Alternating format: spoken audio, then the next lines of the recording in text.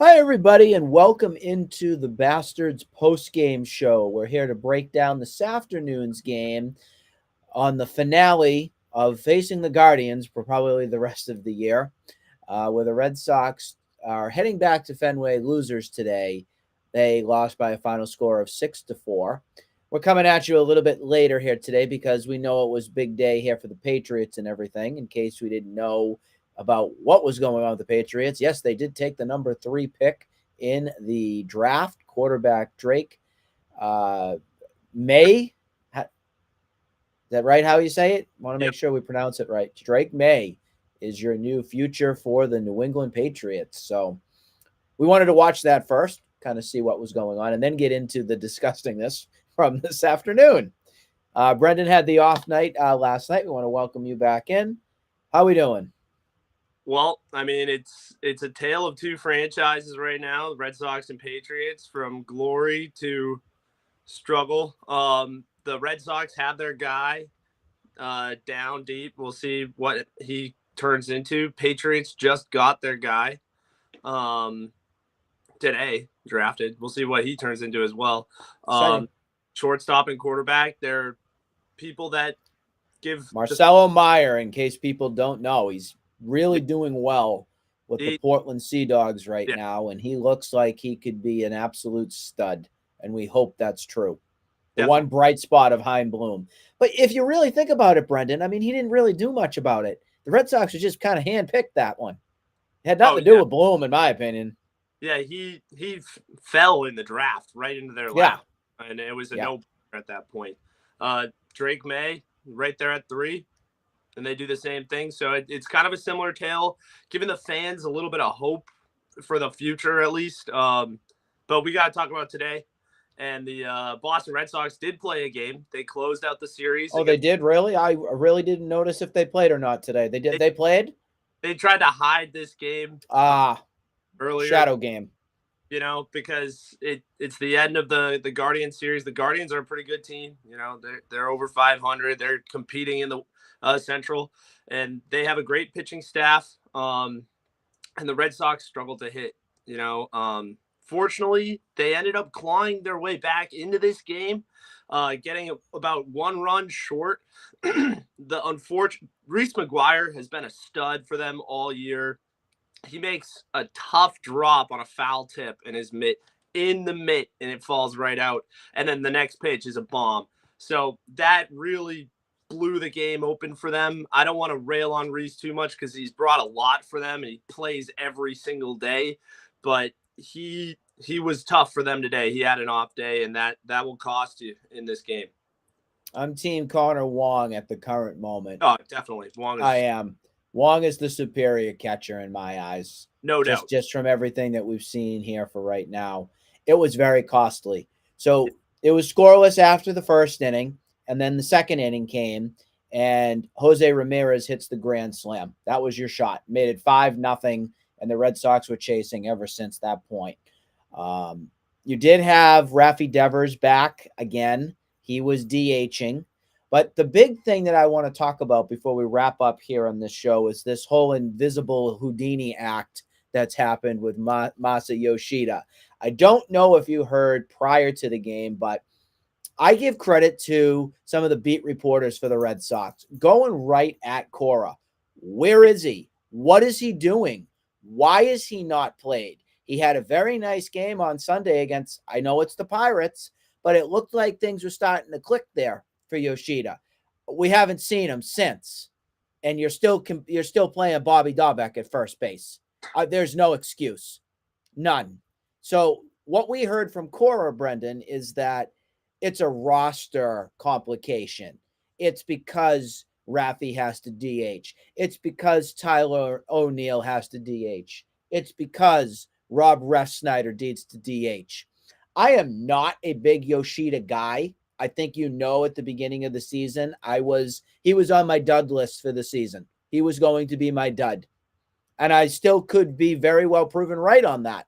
But the problem I have with that is he is better than your Bobby Dahlbecks, your Emmanuel Valdez's, your David Hamilton's, even Sedane Rafaela's. He's better.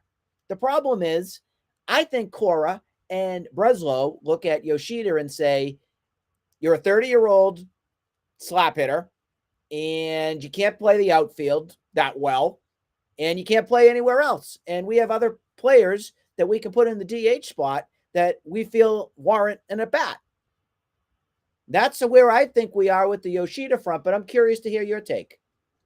I mean, I think the team is starving for offensive production. You know, this is the one game Rafi's back and he's starting to hit the ball, but Duran has been ice cold. There's Tyler, I thought was going to be streaky, and I mean, he's trying to get back into it, you know. But you can't keep trotting out Valdez, Hamilton, Rafaela. I think is going to be a project. I think you got to get him the at bats. William Abreu's starting to turn into something a little bit, but they're starving, man. Connor Wong takes bats at DH because they can't hit the ball, so they can't hit the side of a barn right now. They got some runs today, and Cleveland is a good pitching team. The Central always pitches well, but they can't be messing around like this when their starting rotation has been stellar through all the injuries. Somehow they're still managing to keep it afloat. They're even out Shane Bieber, a guy that I've always been pretty high on, but they're still getting it done with your Carrascos and your McKenzies like you had today and everything. And that where there's a will, there's a way, it seems, with the Guardians. They figure it out. But the Red Sox need run support. You know, like these guys. Cutter Crawford. That's not going to happen. Definitely not tomorrow. I mean, you're going to see Chicago with Imanaga. We're going to get into that. That kid was available, and it would have meant Whitlock could have been in the pen instead of a starter. Every single year he's been a starter. He has gotten injured. This is not anything that bucks the trend at all.